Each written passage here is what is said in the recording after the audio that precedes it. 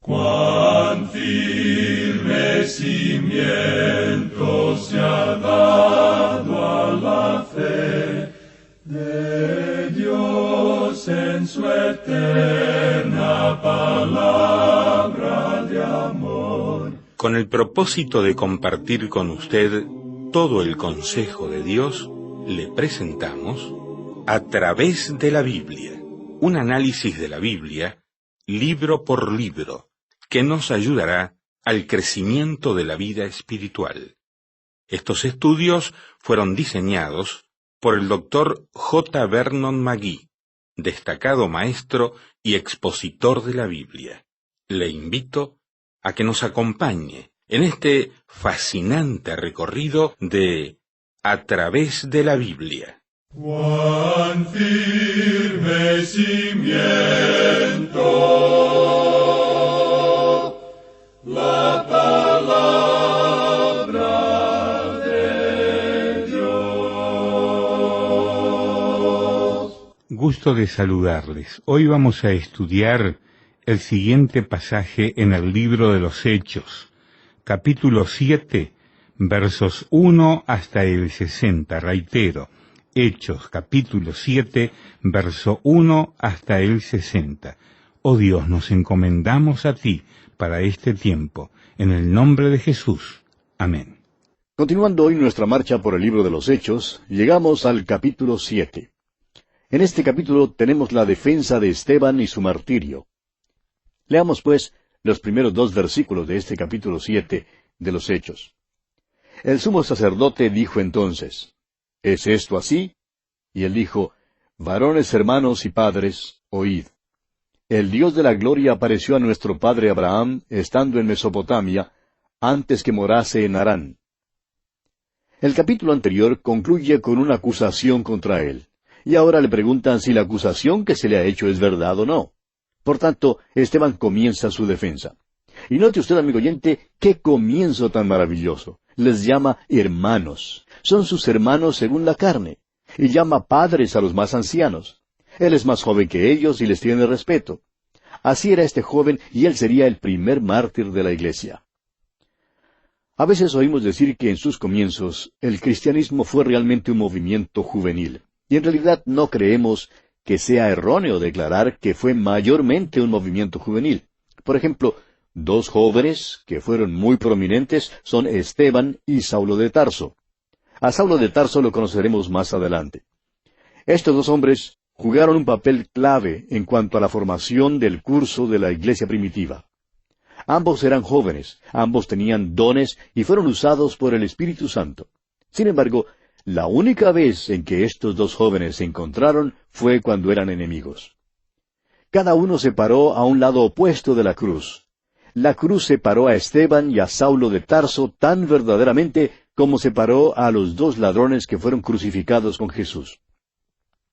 El apóstol Pablo sabía lo que decía cuando en su primera epístola a los Corintios, capítulo 1, versículo 18, dijo: Porque la palabra de la cruz es locura a los que se pierden, pero a los que se salvan, esto es a nosotros, es poder de Dios. Cuando Saulo vio a Esteban, él creía que se trataba de alguna tontería. Creía al comienzo que Esteban era algún loco, pero ya hablaremos de esto más adelante. Esta defensa de Esteban aquí constituye un golpe maestro. Él hace un recuento de la historia de la nación, comenzando con Abraham. Allí es donde comienza la historia de la nación de Israel.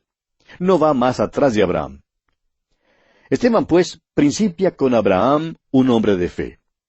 Y aunque en esta historia encontramos la oposición y la rebelión de la nación contra Dios, siempre quedaba un grupo de creyentes, es decir, un remanente. Y hoy en día ocurre lo mismo, amigo oyente. En la iglesia organizada, en la iglesia visible, la cual usted y yo podemos ver, hay siempre un remanente. En la iglesia visible no todos son verdaderos creyentes. Algunos quizá pregunten: ¿cree usted que fulano de tal sea cristiano? La respuesta es que aunque asiste a la iglesia, es posible que no sea cristiano. Y así como en la nación de Israel había un remanente, así también en la iglesia visible hay un pequeño remanente de verdaderos creyentes. Eso todavía es cierto aún en el día de hoy. Abraham fue un hombre de fe, creyó a Dios y obedeció a Dios. La fe siempre conduce a la obediencia. Esteban comienza su discurso con Abraham, cuando vivía en Mesopotamia, en el valle del Tigris, Éufrates. Ese fue el lugar del pueblo natal de Abraham. Fue allí donde Dios lo llamó. Leamos ahora el versículo 3 de este capítulo 7 de los Hechos. Y le dijo, sal de tu tierra y de tu parentela, y ven a la tierra que yo te mostraré. Dios llamó a Abraham a salir de su hogar porque era un lugar de idolatría. Ahora los versículos 4 y 5 dicen, entonces salió de la tierra de los caldeos y habitó en Harán, y allí, muerto su padre, Dios le trasladó a esta tierra, en la cual vosotros habitáis ahora. Y no le dio herencia en ella, ni aun para asentar un pie, pero le prometió que se la daría en posesión, y a su descendencia después de él, cuando él aún no tenía hijo. Como ya dijimos, Esteban está presentando un relato de la vida de Abraham, y describe aquí el comienzo de la fe de Abraham. Dios le había prometido un hijo, y le había prometido también la tierra, pero no tenían ni lo uno ni lo otro. Sin embargo, Abraham creyó a Dios. Continuemos con los versículos 6 al 8 de este capítulo 7 de los Hechos. Y le dijo Dios así, que su descendencia sería extranjera en tierra ajena, y que los reducirían a servidumbre, y los maltratarían por 400 años. Mas yo juzgaré, dijo Dios, a la nación de la cual serán siervos, y después de esto saldrán y me servirán en este lugar. Y le dio el pacto de la circuncisión, y así Abraham engendró a Isaac, y le circuncidó al 8º día, e Isaac a Jacob, y Jacob a los 12 patriarcas. Y Esteban prosigue desde Abraham hasta el período patriarcal. Habla de los hermanos de José, quienes fueron motivados por envidia y odio. Cuenta cómo vendieron a José a la esclavitud en Egipto y cómo Dios venció y usó a José para salvarlos. Lo que tenemos realmente es la interpretación del Espíritu Santo del Antiguo Testamento. Eso es lo que hace que esta sección aquí sea una sección especialmente notable. Continuemos ahora con los versículos 9 hasta el 16. Los patriarcas, motivados por envidia, vendieron a José para Egipto, pero Dios estaba con él. Y le libró de todas sus tribulaciones, y le dio gracia y sabiduría delante de Faraón, rey de Egipto, el cual lo puso por gobernador sobre Egipto y sobre toda su casa. Vino entonces hambre en toda la tierra de Egipto y de Canaán, y grande tribulación, y nuestros padres no hallaban alimentos. Cuando oyó Jacob que había trigo en Egipto, envió a nuestros padres la primera vez, y en la segunda, José se dio a conocer a sus hermanos, y fue manifestado a Faraón el linaje de José. Y enviando a José, hizo venir a su padre Jacob, y a toda su parentela, en número de 75 personas. Así descendió Jacob a Egipto, donde murió él, y también nuestros padres. Los cuales fueron trasladados a Siquem, y puestos en el sepulcro que a precio de dinero compró Abraham de los hijos de Amor en Siquem. Ahora Esteban llega a otro período en la historia de esta nación, y les hace recordar de su liberación de Egipto.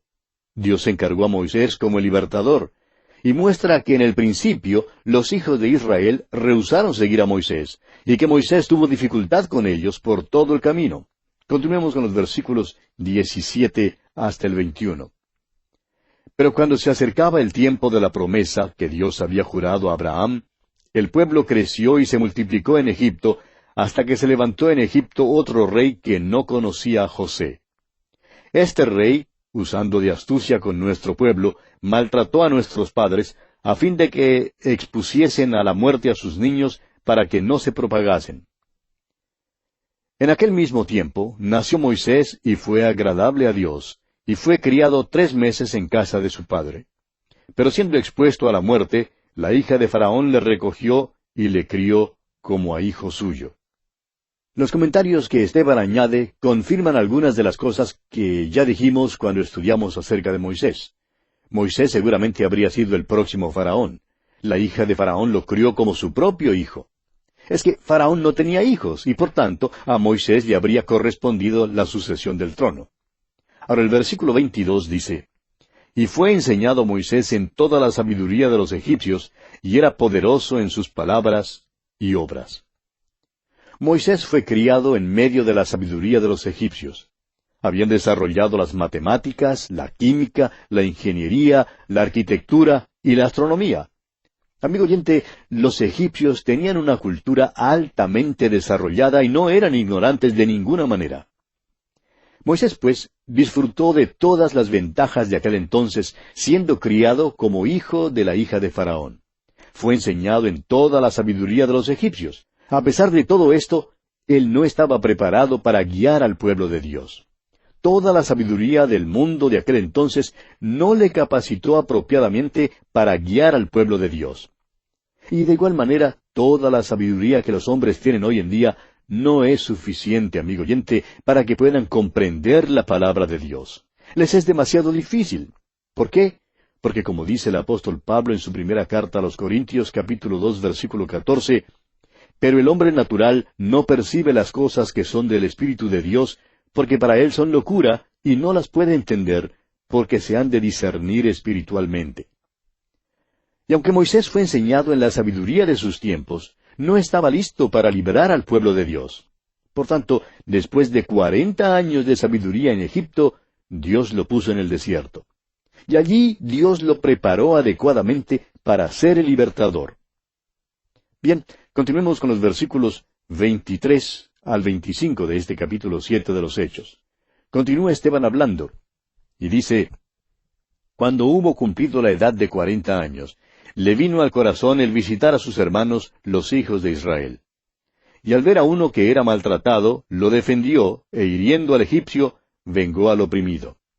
Pero él pensaba que sus hermanos comprendían que Dios les daría libertad por mano suya, mas ellos no lo habían entendido así.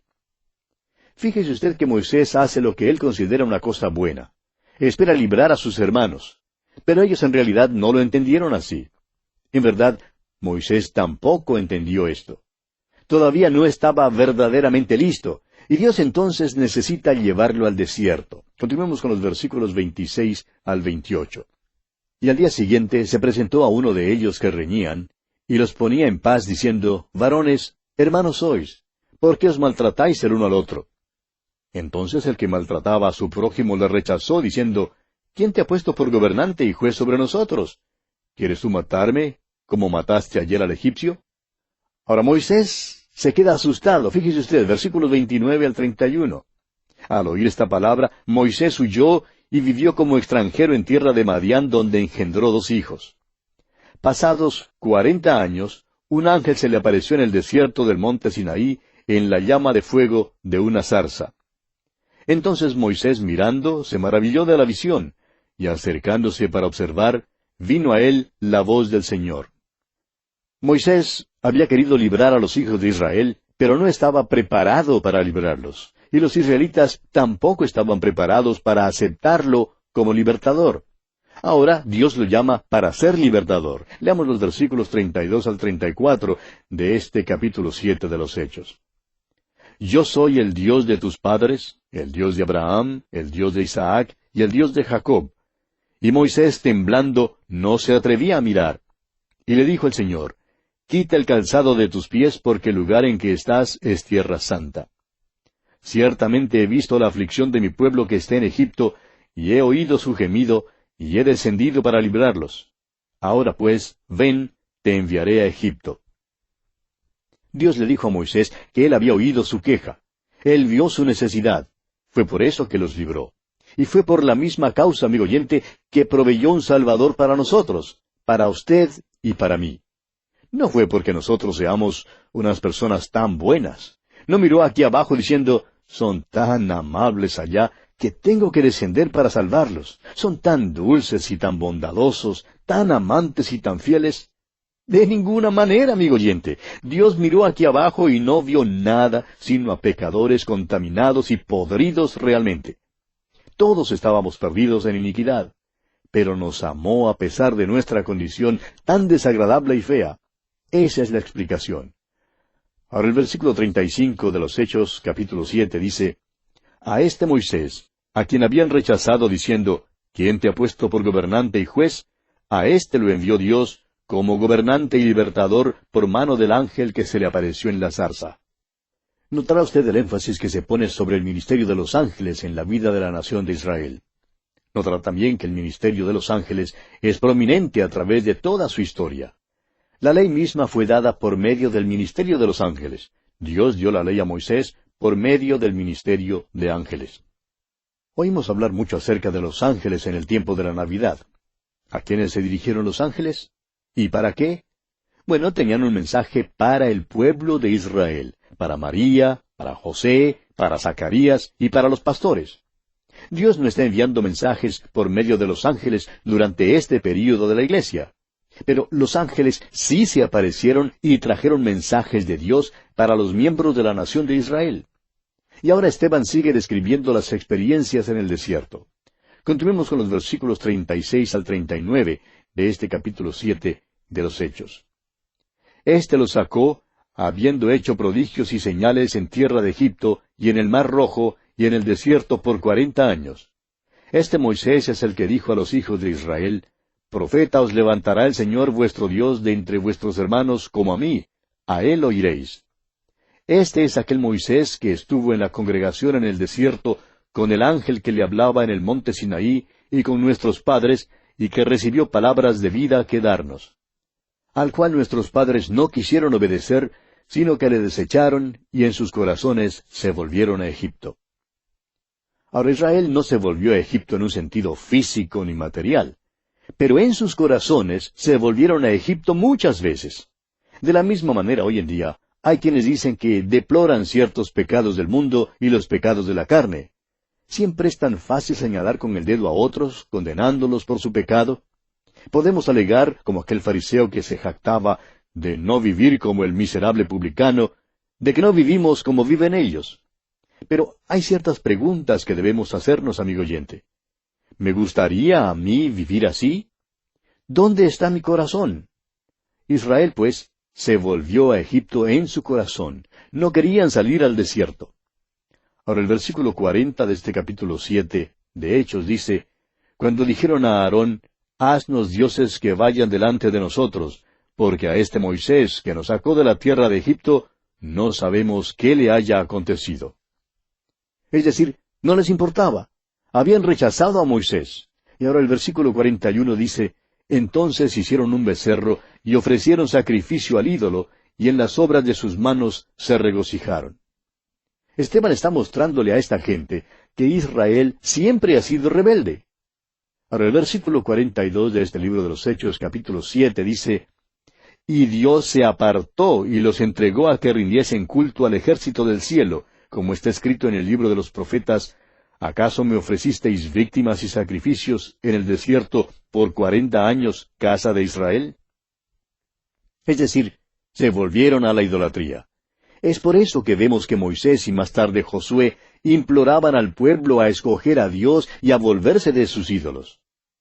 Ahora leamos los versículos 43 al 46 de este capítulo 7 de Hechos. Antes bien, llevasteis el tabernáculo de Moloc, y la estrella de vuestro dios Renfán, figuras que os hicisteis para adorarlas. Os transportaré, pues, más allá de Babilonia. Tuvieron nuestros padres el tabernáculo del testimonio en el desierto, como había ordenado Dios, cuando dijo a Moisés que lo hiciese conforme al modelo que había visto, el cual, recibido a su vez por nuestros padres, lo introdujeron con Josué al tomar posesión de la tierra de los gentiles, a los cuales Dios arrojó de la presencia de nuestros padres hasta los días de David. Este halló gracia delante de Dios y pidió proveer tabernáculo para el Dios de Jacob. Ahora permítanos destacar aquí que el templo fue la idea de David. Siempre hemos creído que debía haberse llamado el templo de David, aunque Salomón fue el que lo edificó. Ahora los versículos 47 al 50 dicen, Mas Salomón le edificó casa. Si bien el Altísimo no habita en templos hechos de mano, como dice el profeta, el cielo es mi trono, y la tierra el estrado de mis pies. ¿Qué casa me edificaréis, dice el Señor, o cuál es el lugar de mi reposo? ¿No hizo mi mano todas estas cosas? Ahora Esteban llega a su condenación por parte de las autoridades religiosas de aquel entonces. Escuche usted los versículos 51 al 53. Dice Esteban, Duros de cerviz e incircuncisos de corazón y de oídos. Vosotros resistís siempre al Espíritu Santo, como vuestros padres, así también vosotros. ¿A cuál de los profetas no persiguieron vuestros padres? Y mataron a los que anunciaron de antemano la venida del justo, de quien vosotros ahora habéis sido entregadores y matadores. Vosotros que recibisteis la ley por disposición de ángeles, y no la guardasteis. Ahora, físicamente estos hombres eran circuncisos, pero desde el punto de vista espiritual, en sus corazones y en sus oídos, eran incircuncisos. Es decir, que en ninguna manera estaban más dispuestos a escuchar a Dios que lo que estuvo esa multitud durante esos años allá en el desierto. Ahora, Esteban concluye esta presentación hablando de Josué, quien les guió hasta la tierra prometida, y de Jesús, quien es el único camino al cielo. Dice que la ley les fue dada sobrenaturalmente por el ministerio de ángeles y que ellos no la guardaron. Pasemos ahora a considerar el martirio de Esteban. Esteban fue el primer mártir. También en esta porción del capítulo 7 de los Hechos se nos presenta por primera vez a Saulo de Tarso. Leamos el versículo 54 de este capítulo 7 de los Hechos. Oyendo estas cosas, se enfurecían en sus corazones y crujían los dientes contra él.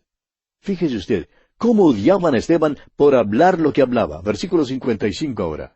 Pero Esteban, lleno del Espíritu Santo, puestos los ojos en el cielo, vio la gloria de Dios y a Jesús que estaba a la diestra de Dios. Dios es espíritu, amigo oyente. ¿Cómo entonces puede tener Dios una diestra? Bueno, esto quiere decir que la diestra de Dios es el lugar de prominencia, el lugar de honor. Dios había prometido a Jesucristo que le glorificaría y le daría un nombre que es sobre todos los nombres.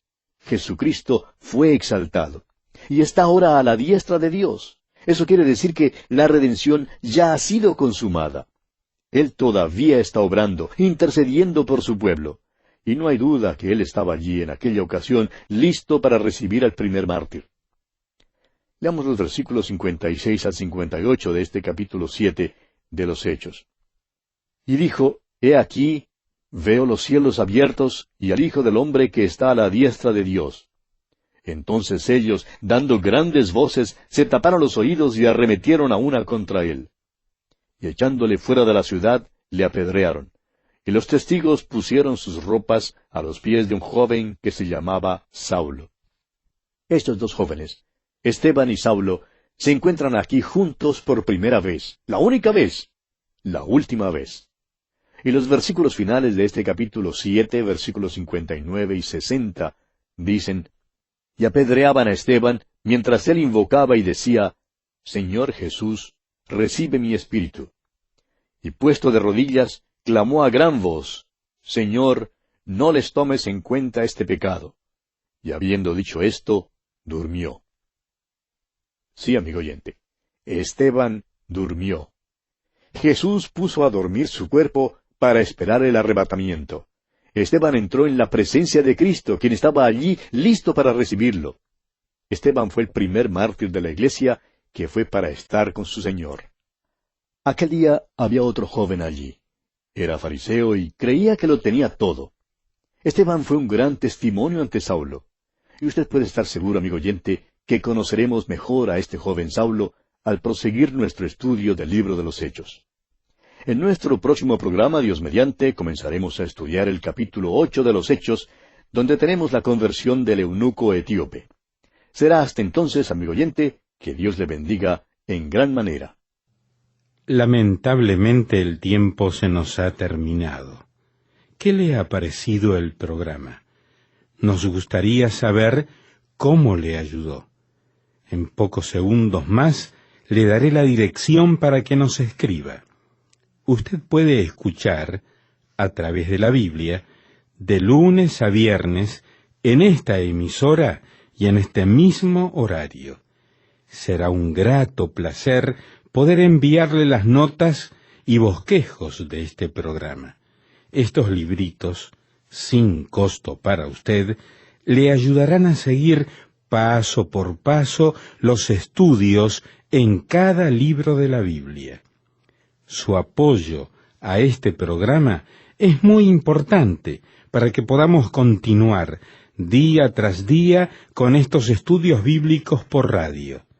Pedimos su apoyo en oración y con sus ofrendas y donaciones para que podamos continuar en esta emisora. Si necesita más información o sencillamente para que nos cuente acerca de los beneficios que recibe de este programa, escriba a la siguiente dirección: A través de la Biblia, apartado 2805, Miami, Florida, 33265, 2805, Estados Unidos. Repito, programa A través de la Biblia, apartado 2805, Miami, Florida, 33265, 2805, Estados Unidos. Por correo electrónico, escriba a atv@transmundial.org.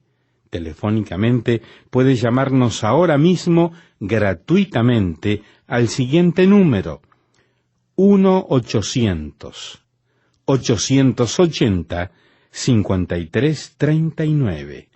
1-800-880-5339. Amigo y amiga, nos tenemos que despedir ya mismo. Pido a Dios que le bendiga. Este programa es producido bajo los auspicios de Radio Transmundial. Todo lo pagó Cristo, quien por mí libremente derramó su sangre carmesí.